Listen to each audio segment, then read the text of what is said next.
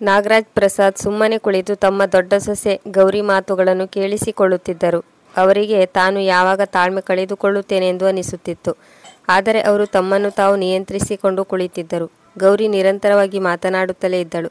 ಕಾರಣ ಇಷ್ಟೇ, ಕಳೆದ 3-4 ದಿನದಿಂದ ನಾಗರಾಜ್ ಪ್ರಸಾದ್ ಹಲ್ಲು ನೋವಿನಿಂದ ಬಳಲುತ್ತಿದ್ದರು. ಡಾಕ್ಟರಿಗೆ ತೋರಿಸಿದಾಗ ಅವರು ಹಲ್ಲು ತೆಗೆಸಬೇಕೆಂದು ಸಲಹೆ ನೀಡಿದ್ದರು. ನೋವಿರುವ ಕಾರಣ ಅದನ್ನು ಈಗಲೇ ತೆಗೆಸುವಂತಿರಲಿಲ್ಲ. ಡಾಕ್ಟರ್ ನೋವು ಕಡಿಮೆಯಾಗಲು ಔಷಧಿ ಕೊಟ್ಟಿದ್ದರು. ಅವರು ಹೇಳಿದ್ದರು, ನೋವು ಕಡಿಮೆಯಾದ ಮೇಲೆ ಹಲ್ಲು ತೆಗೆಯೋಣ. ಹಲ್ಲು ನೋವಿರುವ ಕಾರಣ ಗಟ್ಟಿಯಾದ ಪದಾರ್ಥಗಳು ತಿನ್ನಲು ಆಗುತ್ತಿರಲಿಲ್ಲ. ಇದರಿಂದ ಸೊಸೆಗೆ ಕಿಚಡಿ ಮಾಡಲು ತಿಳಿಸಿದ್ದರು. ಆದರೆ ಅವಳು ಗಟ್ಟಿಯಾದ ಚಪಾತಿ, ಪಲ್ಯ ಮಗನ ಕೈಯಲ್ಲಿ ಕೊಟ್ಟು ಕಳುಹಿಸಿದ್ದಳು. ಅವರು ಅದನ್ನು ತೆಗೆದುಕೊಳ್ಳಲಿಲ್ಲ. ಇದರಿಂದ ಕೋಪಗೊಂಡ ಗೌರಿ ಜೋರಾಗಿ ಕಿರುಚುತ್ತಾ ಹೇಳಿದಳು, ತಿಂಡಿ ತಿನ್ನುವುದಿಲ್ಲವೆಂದರೆ ಮೊದಲೇ ತಿಳಿಸಬೇಕಿತ್ತು. ಎಷ್ಟೇ ಮಾಡಿದರೂ ಇವರ ಹಠ ಮುಗಿಯುವುದಿಲ್ಲ. ಆದರೆ ಅವಳು ಹಲ್ಲು ನೋವಿರುವ ಕಾರಣ ಚಪಾತಿ ತಿನ್ನಲು ಅಸಮರ್ಥರಾಗಿದ್ದಾರೆ ಎನ್ನುವುದನ್ನು ಅರ್ಥ ಮಾಡಿಕೊಳ್ಳಲು ತಯಾರಿರಲಿಲ್ಲ. ಕೋಪದಿಂದ ತಟ್ಟೆ ಎತ್ತಿಕೊಂಡು ಹೋದಳು. ನಾಗರಾಜ್ ಪ್ರಸಾದ್ ದೀರ್ಘವಾದ ನಿಟ್ಟುಸಿರು ಬಿಟ್ಟು ಊರುಗೋಲು ಎತ್ತಿಕೊಂಡು ತಮ್ಮ ಚಡ್ಡಿ ದೋಸ್ತ್ ಕೃಷ್ಣಾನಂದ್ ಅವರ ಮನೆಯ ಕಡೆ ಹೊರಟರು. ಅವರಿಗೆ ಇಂದು ತುಂಬ ನೋವಾಗಿತ್ತು. ಅವರಿಗೆ ತಮ್ಮ ದಿವಂಗತ ಹೆಂಡತಿಯ ನೆನಪಾಗುತ್ತಿತ್ತು. ಅವರು ರಸ್ತೆಯ ಬದಿಯಲ್ಲಿ ಇಟ್ಟಿರುವ ಬೆಂಚಿನ ಮೇಲೆ ಕುಳಿತುಕೊಂಡರು. ಅವರು ನೋವಿನಿಂದಲೇ ತಮ್ಮ ಹಳೆಯ ನೆನಪಿಗೆ ಜಾರಿದರು.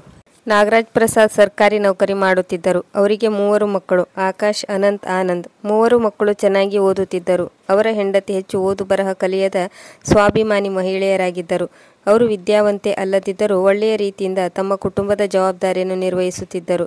ಒಂದು ಇತಿಮಿತಿಯಲ್ಲಿ ಖರ್ಚು ಮಾಡುವುದನ್ನು ನಾಗರಾಜ್ ಪ್ರಸಾದ್ ಅವರು ತಮ್ಮ ಹೆಂಡತಿಯಿಂದಲೇ ಕಲಿತುಕೊಂಡಿದ್ದರು. ಹೀಗಾಗಿ ಅವರು ತಮ್ಮ ತಿಂಗಳ ಪೂರ್ತಿ ಸಂಬಳವನ್ನು ತಮ್ಮ ಹೆಂಡತಿಗೆ ಕೈಗೆ ಕೊಡುತ್ತಿದ್ದರು.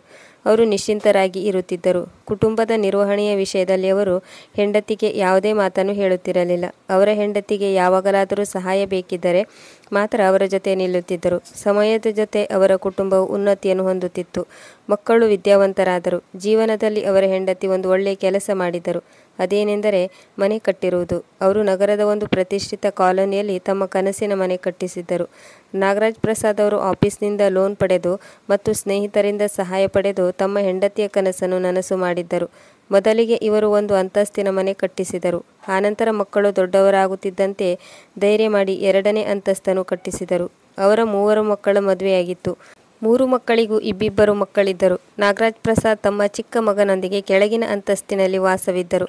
ನಾಗರಾಜ್ ಪ್ರಸಾದ್ ತಮ್ಮ ಹೆಂಡತಿ ಮತ್ತು ಚಿಕ್ಕ ಸೊಸೆ ಮಗನೊಂದಿಗೆ ಕೆಳಗಿನ ಮನೆಯಲ್ಲಿ ವಾಸವಿದ್ದರು. ಆಕಾಶ್ ಮತ್ತು ಅನಂತ್ 2ನೇ ಮತ್ತು 3ನೇ ಅಂತಸ್ತಿನಲ್ಲಿ ವಾಸವಿದ್ದರು. ಅಡುಗೆ ಮನೆ ಎಲ್ಲವೂ ಬೇರೆ ಬೇರೆ ಇತ್ತು. ಆದರೆ ಹಬ್ಬದ ದಿನಗಳಲ್ಲಿ ಎಲ್ಲರೂ ಒಟ್ಟಾಗಿ ಸೇರಿ ಹಬ್ಬ ಆಚರಿಸುತ್ತಿದ್ದರು. ಯಾರೂ ಬಾಯ್ಬಿಟ್ಟು ಏನನ್ನು ಹೇಳದಿದ್ದರೂ ಆನಂದ್ ಹೆಂಡತಿಗೆ ತುಂಬ ಕಿರಿಕಿರಿಯಾಗುತ್ತಿತ್ತು. ಹಬ್ಬದ ದಿನಗಳಲ್ಲಿ ಎಲ್ಲ ಅಡುಗೆ ಕೆಲಸ ನಾನೇ ಮಾಡಬೇಕು ಮತ್ತು ಸರಿಯಾದ ಸಮಯಕ್ಕೆ ಊಟ ಮಾಡಲು ಎಲ್ಲರೂ ಬರುತ್ತಾರೆ ಎನ್ನುತ್ತಿದ್ದಳು. ಇಬ್ಬರು ಅಕ್ಕಂದಿರು ಹೇಳುತ್ತಿದ್ದರು, ಅಡುಗೆ ಮನೆ ನಿನ್ನದು, ಹಾಗಾಗಿ ಎಲ್ಲ ಜವಾಬ್ದಾರಿ ನಿನ್ನದೇ. ಆದರೆ ಈ ಮಾತು ಇಲ್ಲಿಯವರೆಗೆ ಜಗಳದ ಹಂತಕ್ಕೆ ಹೋಗಲಿಲ್ಲ. ಏಕೆಂದರೆ ಶಾಂತಮ್ಮನವರು ಜವಾಬ್ದಾರಿ ಇರುವ ಹೆಣ್ಣಾಗಿದ್ದರು. ಅವರು ವಯಸ್ಸಾದರೂ ಗಟ್ಟಿಮುಟ್ಟಾಗಿದ್ದರು. ಸ್ವತಃ ತಾವೇ ಎಲ್ಲ ಕೆಲಸವನ್ನು ಮಾಡುತ್ತಿದ್ದರು. ಅವರಿಗೆ ಬೆಳಿಗ್ಗೆಯಿಂದ ರಾತ್ರಿಯವರೆಗೂ ಏನಾದರೂ ಕೆಲಸ ಮಾಡುತ್ತಲೇ ಇರಬೇಕಿತ್ತು. ಇದು ಅವರಿಗೆ ಅಭ್ಯಾಸವಾಗಿತ್ತು. ಹೀಗಾಗಿ ಅವರು ಯಾವುದೇ ಕೆಲಸಕ್ಕೂ ಸೊಸೆಯಂದಿರನ್ನು ಅವಲಂಬಿಸಿರಲಿಲ್ಲ. ನಾಗರಾಜ್ ಪ್ರಸಾದ್ ಅವರು ಹೆಂಡತಿ ಜೊತೆ ಕುಳಿತು ಹೇಳುತ್ತಿದ್ದರು, ಇನ್ನು ನನಗೆ ಯಾವುದೇ ಚಿಂತೆ ಇಲ್ಲ. ಪೆನ್ಷನ್ ಬರುತ್ತಿದೆ. ಆರಾಮಾಗಿ ಜೀವನ ಮಾಡಬಹುದು. ವಯಸ್ಸಿನಲ್ಲಿರುವಾಗ ಈಡೇರಿಸಲಾಗದಿದ್ದ ಆಸೆಗಳನ್ನು ಈಗ ಈಡೇರಿಸುತ್ತೇನೆ. ಶಾಂತಮ್ಮನವರು ಮುಗುಳ್ನಕ್ಕು ತಮ್ಮ ಒಪ್ಪಿಗೆಯನ್ನು ಸೂಚಿಸುತ್ತಿದ್ದರು. ಆದರೆ ಅವರ ಕನಸು ಎಂದಿಗೂ ನನಸಾಗಲಿಲ್ಲ. ಒಂದು ದಿನ ಅವರ ಹೆಂಡತಿ ಅವರನ್ನು ಶಾಶ್ವತವಾಗಿ ಬಿಟ್ಟು ಹೋದರು. ಅವರ ಜೀವನವೇ ಮುಗಿದು ಹೋದಂತಾಗಿತ್ತು. ಆದರೆ ನಡೆಯುವುದನ್ನು ತಪ್ಪಿಸುವವರು ಯಾರು? ಶಾಂತಮ್ಮ ಪ್ರೀತಿಯಿಂದ ಮನೆಯ ತಳಹದಿಯನ್ನು ಹಾಕಿದ್ದರು. ಆದರೆ ಈಗ ಅದರಲ್ಲಿ ಬಿರುಕುಗಳು ಕಾಣಿಸುತ್ತಿದ್ದವು. ಈಗ ಸನ್ನಿವೇಶಗಳು ಬದಲಾಗಿದ್ದವು. ಹಬ್ಬ ಹರಿದಿನಗಳಲ್ಲಿ ಒಬ್ಬರಿಗೊಬ್ಬರು ಶುಭಾಶಯ ಹೇಳುವುದು ಕಷ್ಟವಾಗಿತ್ತು. ಎಲ್ಲರೂ ತಮ್ಮ ತಮ್ಮ ಮನೆಯಲ್ಲಿ ಇರುತ್ತಿದ್ದರು. ನಾಗರಾಜ್ ಪ್ರಸಾದ್ ಒಂಟಿಯಾಗಿ ಬಿಟ್ಟಿದ್ದರು. ಅವರಿಗೆ ಅನಿಸುತ್ತಿತ್ತು, ವೃದ್ಧಾಪ್ಯದ ಈ ಸಮಯದಲ್ಲಿ ತಾನು ಒಂಟಿಯಾಗಿ ಬಿಟ್ಟಿದ್ದೇನೆ ಮತ್ತು ಅಸಹಾಯಕನಾಗಿದ್ದೇನೆ ಎಂದು. 2 ದಿನದ ಹಿಂದೆ ಅವರು ಆಕಸ್ಮಿಕವಾಗಿ ಮನೆಯೊಳಗೆ ಪ್ರವೇಶಿಸಿದಾಗ ಅವರಿಗೆ ಸೊಸೆ ಮತ್ತು ಮಕ್ಕಳ ಮಾತು ಕೇಳಿಸುತ್ತಿತ್ತು. ಇದನ್ನು ಕೇಳುವ ಕುತೂಹಲದಿಂದ ಅವರು ಅಲ್ಲಿ ಸುಮ್ಮನೆ ನಿಂತಿದ್ದರು. ಇದನ್ನು ಕೇಳಿದವರ ದುಃಖಕ್ಕೆ ಕೊನೆಯೇ ಇರಲಿಲ್ಲ. 3 ಮಕ್ಕಳು ಅವರನ್ನು 2 ತಿಂಗಳು ಹಂಚಿಕೊಂಡಿದ್ದರು. ಚಿಕ್ಕ ಸೊಸೆ ಹೇಳುತ್ತಿದ್ದಳು, ಮನೆಯಲ್ಲಿ ಎಲ್ಲರಿಗೂ ಸಮಪಾಲಿದೆ ಎಂದ ಮೇಲೆ ಅಪ್ಪನನ್ನು ನೋಡಿಕೊಳ್ಳೋ ಜವಾಬ್ದಾರಿಯಲ್ಲಿ ಎಲ್ಲರಿಗೂ ಸಮಪಾಲು ಇರಬೇಕು. ನನಗೂ ಸ್ವಲ್ಪ ಸ್ವಾತಂತ್ರ್ಯ ಬೇಕು. ಅಪ್ಪಾಜಿ ಇರುವ ಕಾರಣ ನನಗೆ ಸ್ವಾತಂತ್ರ್ಯ ಸಿಗುತ್ತಿಲ್ಲ. ಎಲ್ಲರಿಗೂ ತೊಂದರೆ ಆಗುತ್ತಿದೆ. ಆದರೆ ಬೇರೆ ದಾರಿ ಇಲ್ಲ. ಈಗ ನಾಗರಾಜ್ ಪ್ರಸಾದ್ ಅವರು 3 ಭಾಗವಾಗಿದ್ದರು. ಹೀಗೆ ಜೀವನ ಸಾಗುತ್ತಿತ್ತು. 2 ತಿಂಗಳು ಒಬ್ಬನ ಬಳಿ, 2 ತಿಂಗಳು ಇನ್ನೊಬ್ಬನ ಜೊತೆ, 2 ತಿಂಗಳು ಮೂರನೆಯವನ ಜೊತೆ. ತಿಂಗಳ ಕೊನೆಯಲ್ಲಿ ಆರೋಗ್ಯ ಹಾಳಾದರೆ ಚಿಕಿತ್ಸೆ ಪಡೆಯಲು ಕಷ್ಟಪಡಬೇಕಿತ್ತು. ತಿಂಗಳು ಪೂರ್ತಿಯಾಗಲು 2-3 ದಿನಗಳು ಇರುವಾಗ ಆರೋಗ್ಯ ಹದಗೆಟ್ಟರೆ ಇನ್ನೊಬ್ಬ ಮಗನ ಮನೆಗೆ ಹೋಗಿ ಚಿಕಿತ್ಸೆ ಪಡೆದುಕೊಳ್ಳಲು ಹೇಳುತ್ತಿದ್ದರು. ಇನ್ನೊಬ್ಬನ ಮಗನ ಮನೆಗೆ ಬಂದರೆ ನೀನು ಅವನ ಮನೆಯಲ್ಲಿ ಚಿಕಿತ್ಸೆ ಪಡೆದುಕೊಂಡು ಬರಬೇಕಿತ್ತು ಎನ್ನುವ ಮಾತು ಕೇಳಿ ಬರುತ್ತದೆ. ಇಂದು ನಾಗರಾಜ್ ಪ್ರಸಾದ್ ಅವರ ತಾಳ್ಮೆಯ ಕಟ್ಟೆ ಒಡೆದಿತ್ತು. ಅವರು 2 ದಿನದ ಹಿಂದೆ ಹಲ್ಲು ತೆಗೆಸಿಕೊಂಡಿದ್ದರು. ಅವರಿಗೆ ಯಾವುದೇ ಬಿಸಿಯಾದ ಗಟ್ಟಿಯಾದ ಆಹಾರ ತಿನ್ನಲು ಆಗುತ್ತಿರಲಿಲ್ಲ. ಹೀಗಾಗಿ ಅವರು ಮೆತ್ತನೆ ಆಹಾರ ತಿನ್ನಲು ಸೊಸೆಗೆ ಹಲ್ವಾ ಮಾಡಲು ತಿಳಿಸಿದರು. ಅವಳು ತಟ್ಟನೆ ಉತ್ತರಿಸಿದಳು, ನಾನು ಈಗ ಖಾಲಿ ಇಲ್ಲ. ನಿಮಗೆ ಬೇರೇನು ಗೊತ್ತಿಲ್ಲ. ಈ ವಯಸ್ಸಿನಲ್ಲಿ ತಿನ್ನುವ ಚಪಲ. 2 ದಿನದ ನಂತರ ಚಿಕ್ಕ ಸೊಸೆ ಇದ್ದಲ್ಲಿಗೆ ಹೋಗುತ್ತೀರಲ್ಲ, ಅಲ್ಲೇ ತಿನ್ನುವಿರಂತೆ. ನನಗೆ ಈಗ ಪಾರ್ಟಿಗೆ ಹೋಗಲು ಲೇಟ್ ಆಗುತ್ತದೆ. ಆದರೆ ಇಂದು ಅವರು ತಾಳ್ಮೆ ಕಳೆದುಕೊಂಡಿದ್ದರು. ಇಲ್ಲಿಯವರೆಗೆ ಅವರು ತಮ್ಮ ಮಗ ಸೊಸೆಯಂದಿರ ಎಲ್ಲ ಮಾತುಗಳನ್ನು ಸಹಿಸಿಕೊಂಡಿದ್ದರು. ಆದರೆ ಈಗ ಅದು ಮಿತಿ ಮೀರಿತು. ಕಣ್ಣು ನೀರಿನಿಂದ ತುಂಬಿತ್ತು. ಅವರು ತಮ್ಮ ಗೆಳೆಯ ಕೃಷ್ಣಾನಂದನ ಮನೆ ಕಡೆಗೆ ಹೊರಟರು. ಕೃಷ್ಣಾನಂದ್ ಅವರ ಬಾಲ್ಯದ ಗೆಳೆಯನಾಗಿದ್ದ. ಶಾಲಾ ದಿನಗಳಿಂದ ಸೇವಾ ನಿವೃತ್ತಿಯವರೆಗೂ ಅವರಿಬ್ಬರು ಜೊತೆಗಿದ್ದರು. ಕೃಷ್ಣಾನಂದ್ ಅವರು ಸ್ವಲ್ಪ ವ್ಯಾವಹಾರಿಕ ಪ್ರವೃತ್ತಿಯವರು. ಅವರು ಹೃದಯದಿಂದ ಅಲ್ಲ, ಮನಸ್ಸಿನಿಂದ ಯೋಚಿಸುತ್ತಿದ್ದರು. ಅವರು ತಮ್ಮ ಗೆಳೆಯನಿಗೆ ತುಂಬ ಸಲ ಅರ್ಥ ಮಾಡಿಸಿದ್ದರು. ನೀನು ಸ್ವಲ್ಪ ಅಧಿಕಾರ ಚಲಾಯಿಸು. ನಿನಗೇನು ಕೊರತೆ ಇದೆ? ಮನೆ ಇನ್ನು ನಿನ್ನ ಹೆಸರಿನಲ್ಲಿದೆ. ಮಕ್ಕಳು ಸೊಸೆಯಂದಿರು ಏನಾದರೂ ತಕರಾರು ತೆಗೆದರೆ ಅವರನ್ನು ಸ್ವಲ್ಪ ತರಾಟೆಗೆ ತೆಗೆದುಕೋ ಮತ್ತು ಯಾರಿಗೂ ಆಸ್ತಿಯಲ್ಲಿ ಪಾಲು ಕೊಡುವುದಿಲ್ಲ ಎಂದು ಬೆದರಿಕೆ ಹಾಕು. ಆದರೆ ನಾಗರಾಜ್ ಪ್ರಸಾದ್ ಅವರು ಇದನ್ನು ಒಪ್ಪಿಕೊಳ್ಳುತ್ತಿರಲಿಲ್ಲ. ಅವರು ಹೇಳುತ್ತಿದ್ದರು, ಮನೆ ಮಾಡಿರೋದೇ ಮಕ್ಕಳಿಗಾಗಿ. ಹೀಗಿರುವಾಗ ಏಕೆ ಇದನ್ನೆಲ್ಲ ಯೋಚನೆ ಮಾಡಬೇಕು? ಆದರೆ ಇಂದು ಏನಾದರೂ ಮಾಡಲೇಬೇಕಾದ ಸಮಯ ಬಂದಿತ್ತು. ನಾಗರಾಜ್ ಪ್ರಸಾದ್ ಕೃಷ್ಣಾನಂದ್ ಅವರಿಂದ ಸಲಹೆ ಪಡೆದುಕೊಂಡು ಮನೆಗೆ ಬಂದು ತಮ್ಮ ಹೆಂಡತಿಯ ಫೋಟೋ ಎದುರು ನಿಂತು ಮನಸ್ಸಿನಲ್ಲಿ ಈ ವಿಷಯವನ್ನು ವಿಮರ್ಶೆ ಮಾಡಿಕೊಳ್ಳುತ್ತಿದ್ದರು. ಒಂದು ದೃಢವಾದ ನಿರ್ಧಾರ ಮಾಡಿ ಹಸಿದ ಹೊಟ್ಟೆಯಲ್ಲಿ ಮಲಗಿಕೊಂಡರು. ಯಾರೂ ಅವರನ್ನು ಊಟಕ್ಕೆ ಕರೆಯಲಿಲ್ಲ. ಅವರಿಗೆ ಗೊತ್ತಿತ್ತು, 3 ಮಕ್ಕಳು ಸೊಸೆ ಮೊಮ್ಮಕ್ಕಳೊಂದಿಗೆ ಬೇಸಿಗೆ ರಜೆಯಲ್ಲಿ ಹೊರಗೆ ಹೋಗುತ್ತಿದ್ದಾರೆ ಎಂದು. ಯಾರಿಗೂ ಇದರ ಬಗ್ಗೆ ಯೋಚನೆ ಇರಲಿಲ್ಲ. ಅಪ್ಪಾಜಿ ಏನು ತಿನ್ನುತ್ತಾರೆ, ಹೇಗೆ ಇರುತ್ತಾರೆ? ನಾಗರಾಜ್ ಪ್ರಸಾದ್ ಕೂಡ ಏನನ್ನೂ ಕೇಳಲಿಲ್ಲ. ಅವರಿಗೆ ತಮ್ಮ ಯೋಚನೆಗೆ ಅಂತಿಮ ರೂಪ ಕೊಡಲು ಅವಕಾಶ ಸಿಕ್ಕಿತ್ತು. ಅವರು ಶಾಂತವಾಗಿ ಕುಳಿತು ಎಲ್ಲರ ತಯಾರಿ ನೋಡುತ್ತಿದ್ದರು. ಮಕ್ಕಳೇ ತಂದೆಯ ಬಗ್ಗೆ ಯೋಚಿಸದಿದ್ದ ಮೇಲೆ ಇನ್ನು ಸೊಸೆಯಂದಿರು ಏಕೆ ಯೋಚಿಸುತ್ತಾರೆ? ಅವರಿಗೆ ಯಾರ ಸೇವೆ ಮಾಡುವ ಇಚ್ಛೆ ಇರುವುದಿಲ್ಲ. ಅವರು ಗಂಡು ಮಕ್ಕಳಷ್ಟೇ ತಮ್ಮ ಪರಿವಾರ ಎಂದುಕೊಂಡಿರುತ್ತಾರೆ. ಅತ್ತೆ ಮಾವಂದಿರು ಅವರಿಗೆ ಹೊರೆಯಾಗಿರುತ್ತಾರೆ ಮತ್ತು ಅವರು ತಮ್ಮ ಹಕ್ಕು ಅಧಿಕಾರದ ಬಗ್ಗೆ ಜಾಗೃತರಾಗಿರುತ್ತಾರೆ. ಕರ್ತವ್ಯದ ಕಡೆಗೆ ಕಣ್ಣು ಮುಚ್ಚಿಕೊಳ್ಳುತ್ತಾರೆ. ಎಲ್ಲರೂ ಮನೆಯಿಂದ ಹೊರಟ ನಂತರ ನಾಗರಾಜ್ ಪ್ರಸಾದ್ ಅವರು ತಮ್ಮ ಮಿತ್ರನೊಂದಿಗೆ ಪ್ರಾಪರ್ಟಿ ಡೀಲರ್ ಬಳಿಗೆ ಹೋಗುತ್ತಾರೆ. ಪ್ರಾಪರ್ಟಿ ಡೀಲರ್ ಕೃಷ್ಣಾನಂದ್ ಅವರ ಮಗನ ಸ್ನೇಹಿತನಾಗಿದ್ದನು. ನಾಗರಾಜ್ ಪ್ರಸಾದ್ ಅವರೊಂದಿಗೆ ತಮ್ಮ ಎಲ್ಲ ಕಷ್ಟವನ್ನು ಹೇಳಿಕೊಂಡು ಸಲಹೆ ಸೂಚನೆ ಪಡೆದು ಮನೆಗೆ ಬಂದರು. 20 ದಿನಗಳ ನಂತರ ಮಕ್ಕಳು ಸೊಸೆಯಂದಿರು ಸಂತೋಷದಿಂದ ಮನೆಗೆ ಬಂದು ನೋಡುತ್ತಾರೆ. ಮನೆಗೆ ಬೀಗ ಹಾಕಿರುವುದನ್ನು ನೋಡಿ ಅವರು ಬೆಚ್ಚಿಬಿದ್ದರು. ಚಿಕ್ಕ ಸೊಸೆ ಮಲ್ಲಿಕಾ ಹೇಳಿದಳು, ಈ ಬೇಜವಾಬ್ದಾರಿ ಮುದುಕನದು ಅತಿಯಾಯಿತು. ನಾವು ಇಂದು ಮನೆಗೆ ಬರುತ್ತೇವೆ ಎಂದು ಗೊತ್ತಿದ್ದರೂ ಇವರಿಗೆ ಮನೆಯಲ್ಲಿ ಕುಳಿತುಕೊಳ್ಳಲು ಆಗುವುದಿಲ್ಲ. ಅವಳ ಕೋಪಕ್ಕೆ ಕಾರಣವೂ ಇತ್ತು. ಏಕೆಂದರೆ ಈ 2 ತಿಂಗಳು ಅಪ್ಪಾಜಿ ಅವರ ಮನೆಯಲ್ಲಿ ಇರುತ್ತಿದ್ದರು. ತುಂಬ ಸಮಯ ಕಾದ ನಂತರ ಅನಂತ್ ಮತ್ತು ಆನಂದ್ ಕೃಷ್ಣಾನಂದರ ಮನೆಗೆ ಹೋದರು. ಅಲ್ಲಿಗೆ ಹೋದ ನಂತರ ಅವರಿಗೆ ನಿಂತ ನೆಲವೇ ಕುಸಿದಂತಾಗಿತ್ತು.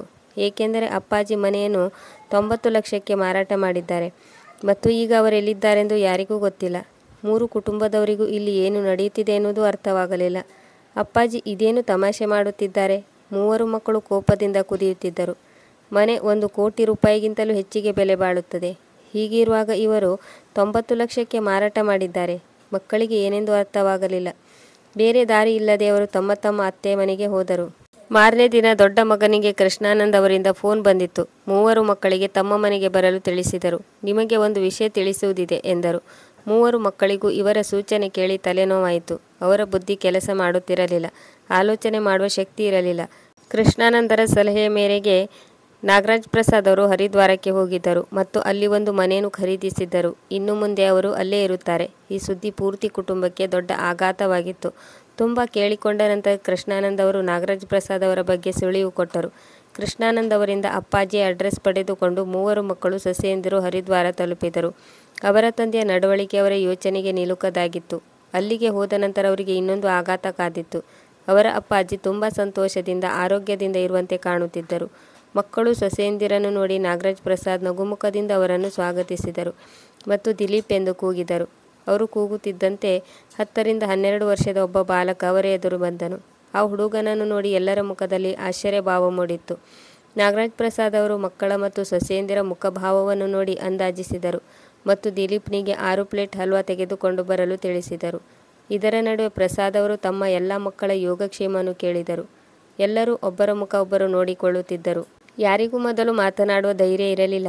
ಅಷ್ಟರಲ್ಲಿ ದಿಲೀಪ್ 6 ಪ್ಲೇಟ್ ಹಲ್ವಾ ತೆಗೆದುಕೊಂಡು ಬಂದು ಎಲ್ಲರಿಗೂ ಒಂದೊಂದು ಪ್ಲೇಟ್ ಕೊಟ್ಟನು. ಯಾರೂ ಪ್ಲೇಟನ್ನು ಮುಟ್ಟಲಿಲ್ಲ. ಯಾರೂ ಮಾತನಾಡದಿರುವುದನ್ನು ನೋಡಿ ನಾಗರಾಜ್ ಪ್ರಸಾದ್ ಅವರು ಹೇಳಿದರು, ನಿಮಗೆಲ್ಲರಿಗೂ ಆಶ್ಚರ್ಯ ಆಗಿರಬಹುದು ಮತ್ತು ಎಲ್ಲರಿಗೂ ಕೋಪ ಬಂದಿರಬಹುದು. ಅಪ್ಪಾಜಿ ಇದೇನು ಹುಚ್ಚಾಟ ಆಡುತ್ತಿದ್ದಾರೆ ಎಂದು. ಆದರೆ ಇದಕ್ಕೆ ಕಾರಣ ನೀವೇ. ನಾನು ಮತ್ತು ನಿಮ್ಮ ಅಮ್ಮ ನಿಮಗೆ ಯಾವುದಕ್ಕೂ ಕುಂದುಕೊರತೆ ಮಾಡಿರಲಿಲ್ಲ. ನಿಮ್ಮ ಅಮ್ಮ ನಿಮ್ಮನ್ನೆಲ್ಲ ಹೇಗೆ ಬೆಳೆಸಿದ್ದಾರೆಂದು ನಿಮಗೆ ತಿಳಿಸಿ ಹೇಳಬೇಕಾಗಿಲ್ಲ. ಇದನ್ನು ಹೇಳಲು ನನಗೆ ಮುಜುಗರ ಇಲ್ಲ. ಅವಳು ನಿಮ್ಮನ್ನೆಲ್ಲ ಪ್ರೀತಿಯಿಂದ ಒಟ್ಟಿಗೆ ಬಂಧಿಸಿಟ್ಟಿದ್ದಳು. ಆದರೆ ನೀವು 6 ಜನ ಒಬ್ಬ ಅಪ್ಪಾಜಿಯನ್ನು ನೋಡಿಕೊಳ್ಳಲಿಲ್ಲ. ಹೋಗಲಿ ಬಿಡಿ, ಏನೂ ತೊಂದರೆ ಇಲ್ಲ. 2 ಹೊತ್ತಿನ ಊಟವನ್ನು ಪ್ರೀತಿಯಿಂದ ಹಾಕಬಹುದಿತ್ತು, ಅದೂ ಸಿಗಲಿಲ್ಲ. ಪಾರ್ಲರ್ಗೆ ಪಾರ್ಟಿಗೆ ಹೋಗಲು ಎಲ್ಲರಿಗೂ ಸಮಯ ಇತ್ತು. ಆದರೆ ನನಗೆ 2 ಹೊತ್ತಿನ ಊಟ ಹಾಕುವುದು ಭಾರಿ ಸಮಸ್ಯೆಯಾಗಿತ್ತು. ನಿಮಗೆಲ್ಲರಿಗೂ ಚೆನ್ನಾಗಿ ಗೊತ್ತಿತ್ತು ನಾನು 2 ತಿಂಗಳು ಯಾವ ಮಗನ ಮನೆಯಲ್ಲಿ ಇರುತ್ತೇನೆ, ಅಲ್ಲಿ ನನ್ನ ಎಲ್ಲ ಪೆನ್ಷನ್ ಹಣವನ್ನು ಖರ್ಚು ಮಾಡುತ್ತಿದ್ದೇನೆ ಎಂದು. ಆದರೆ ನನ್ನ ಔಷಧಿಗಾಗಿ ಖರ್ಚು ಮಾಡಲು ಯಾರ ಬಳಿಯೂ ಹಣ ಇರುತ್ತಿರಲಿಲ್ಲ. ನಿಮಗೆ ನಿಮ್ಮ ಅಧಿಕಾರ ಚಲಾಯಿಸುವುದು ಗೊತ್ತಿತ್ತು. ಆದರೆ ಈ ವಯಸ್ಸಾದ ಮುದುಕನ ಆರೋಗ್ಯ ವಿಚಾರಿಸಿಕೊಳ್ಳಬೇಕೆನ್ನುವುದು, ನಿಮ್ಮ ಕರ್ತವ್ಯ ನಿಭಾಯಿಸಬೇಕೆನ್ನುವುದು ಗೊತ್ತಿರಲಿಲ್ಲ. ನನ್ನ ಮಕ್ಕಳೇ ಹೀಗಿರುವಾಗ ಸೊಸೆಯಂದಿರ ಮೇಲೆ ಯಾವ ನಂಬಿಕೆ ಇಡಲಿ? ಹೀಗೆ ಹೇಳುತ್ತಾ ನಾಗರಾಜ್ ಪ್ರಸಾದ್ ಅವರ ಗಂಟಲಲ್ಲಿ ದುಃಖ ಒತ್ತರಿಸಿ ಬಂದಿತ್ತು. 3 ಮಕ್ಕಳು ಸೊಸೆಯಂದಿರು ತಲೆ ತಗ್ಗಿಸಿ ಕುಳಿತಿದ್ದರು. ನಾಗರಾಜ್ ಪ್ರಸಾದ್ ಅವರು ಪುನಃ ಮಾತನಾಡಲು ಶುರು ಮಾಡಿದರು. ನನ್ನ ಈ ನಿರ್ಧಾರ ನಿಮಗೆ ಸರಿ ಅನಿಸದಿರಬಹುದು. ಆದರೆ ಇದಕ್ಕೆ ಕಾರಣರು ನೀವೇ. ನಿಮಗೆ ತಿಳಿದಿರಬಹುದು, ನಾನು ಮನೆಯನ್ನು 90 ಲಕ್ಷಕ್ಕೆ ಮಾರಾಟ ಮಾಡಿದ್ದೇನೆ. ಇನ್ನೂ 10 ಲಕ್ಷ ಕಡಿಮೆಗೆ ಮಾರಾಟ ಮಾಡಿದ್ದೇನೆ. ಇದರಿಂದ ನನಗೆ ಯಾವುದೇ ವ್ಯತ್ಯಾಸ ಇಲ್ಲ. ತಲಾ 5-5 ಲಕ್ಷ ನನ್ನ ಮೊಮ್ಮಕ್ಕಳ ಹೆಸರಿಗೆ ಫಿಕ್ಸ್ ಇಟ್ಟಿದ್ದೇನೆ. ಅವರು ದೊಡ್ಡವರಾದ ಮೇಲೆ ಅವರಿಗೆ ಸಿಗುತ್ತದೆ. ನಾನು ಒಂದು ಮನೆಯನ್ನು ಖರೀದಿಸಿದ್ದೇನೆ. ಇದರಲ್ಲಿ 2 ಕೋಣೆ ಇದೆ, ಅಟ್ಯಾಚ್ ಬಾತ್ರೂಮ್, ಟಾಯ್ಲೆಟ್ ರೂಮ್ ಎಲ್ಲವೂ ಇದೆ. ಯಾವ ಅನುಕೂಲತೆ ಇಲ್ಲವೋ ಅದನ್ನೆಲ್ಲ ನಾನು ಹೊಸದಾಗಿ ಮಾಡಿಸಿಕೊಂಡಿದ್ದೇನೆ. ಇದಕ್ಕಾಗಿ ನಾನು ಆಶ್ರಮಕ್ಕೆ 14 ಲಕ್ಷ ಕೊಟ್ಟಿದ್ದೇನೆ. ನಾನು ಮರಣ ಹೊಂದಿದ ನಂತರ ಇದು ಆಶ್ರಮಕ್ಕೆ ಸೇರುತ್ತದೆ. ಈಗ ನೀವು ನೋಡಿರುವ ಹುಡುಗ ಒಬ್ಬ ಅನಾಥ ಹುಡುಗ. ಈಗ ಅವನು ನನ್ನ ಜೊತೆ ಇರುತ್ತಾನೆ. ನಾನು ಅವನಿಗೆ ಒಂದು ಸ್ಕೂಲಿನಲ್ಲಿ ಅಡ್ಮಿಷನ್ ಕೊಡಿಸಿದ್ದೇನೆ. ಅವನು ವಿದ್ಯಾಭ್ಯಾಸ ಮಾಡುವುದರ ಜೊತೆಗೆ ನನ್ನನ್ನು ನೋಡಿಕೊಳ್ಳುತ್ತಾನೆ. ನಾನು ಅವನ ಹೆಸರಿನಲ್ಲಿ 2 ಲಕ್ಷ ಫಿಕ್ಸ್ ಇಟ್ಟಿದ್ದೇನೆ. ಇನ್ನು ಎಷ್ಟು ಉಳಿಯಿತು ಎಂದು ನೀವೇ ಲೆಕ್ಕ ಮಾಡಿ. ಇದನ್ನೆಲ್ಲ ನಾನು ಬ್ಯಾಂಕಿನಲ್ಲಿ ಫಿಕ್ಸ್ ಇಟ್ಟಿದ್ದೇನೆ. ಇದರಿಂದ ಬರುವ ಬಡ್ಡಿಯಿಂದ ನನ್ನ ಜೀವನ ಆರಾಮಾಗಿ ನಡೆಯುತ್ತದೆ. ಈಗ ನನ್ನಿಂದ ನಿಮಗೆ ಪೂರ್ತಿ ಬಿಡುಗಡೆ ಸಿಕ್ಕಿದೆ. ನಿಮಗೆ ಹೇಗೆ ಬೇಕೋ ಹಾಗೆ ಇರಿ. ಹೀಗೆ ಹೇಳಿ ನಾಗರಾಜ್ ಪ್ರಸಾದ್ ಅವರು ಸುಮ್ಮನಾದರು ಮತ್ತು ಆರಾಮಾಗಿ ಕುರ್ಚಿ ಮೇಲೆ ಕುಳಿತು ಕಣ್ಣು ಮುಚ್ಚಿದರು. 3 ಮಕ್ಕಳು ಸೊಸೆಯರಿಗೆ ಅಪ್ಪಾಜಿಯ ಈ ಮಾತಿಗೆ ಯಾವ ಪ್ರತಿಕ್ರಿಯೆ ನೀಡಬೇಕೆಂದು ಗೊತ್ತಾಗಲಿಲ್ಲ ಮತ್ತು ಎದುರಿಗಿರುವ ಹಲ್ವಾ ಪ್ಲೇಟ್ಗಳನ್ನು ನೋಡಿ ಅವರು ಯೋಚನೆ ಮಾಡಿದರು. ಒಂದು ಹಲ್ವಾ ಪ್ಲೇಟಿಗಾಗಿ ಎಲ್ಲರೂ ಎಷ್ಟು ಬೆಲೆ ತೆರಬೇಕಾಯಿತೆಂದು. ವೀಕ್ಷಕರೇ, ನಿಮಗೆ ಈ ಕತೆ ಇಷ್ಟವಾಗಿದ್ದಲ್ಲಿ ಇದಕ್ಕೊಂದು ಲೈಕ್ ಮಾಡಿ. ನೀವು ನೀಡುವ ಒಂದು ಲೈಕ್ ನಮಗೆ ಇನ್ನು ಮುಂದೆ ಇನ್ನೂ ಒಳ್ಳೆಯ ಕತೆಗಳನ್ನು ಮಾಡಲು ಪ್ರೋತ್ಸಾಹಿಸಿದಂತಾಗುತ್ತದೆ. ಮತ್ತು ಚಾನಲನ್ನು ಸಬ್ಸ್ಕ್ರೈಬ್ ಮಾಡಲು ಮರೆಯದಿರಿ. ಮುಂದಿನ ಕಥೆಯೊಂದಿಗೆ ಮತ್ತೆ ಭೇಟಿಯಾಗೋಣ. ಕತೆ ಕೇಳಿದ್ದಕ್ಕೆ ಧನ್ಯವಾದಗಳು.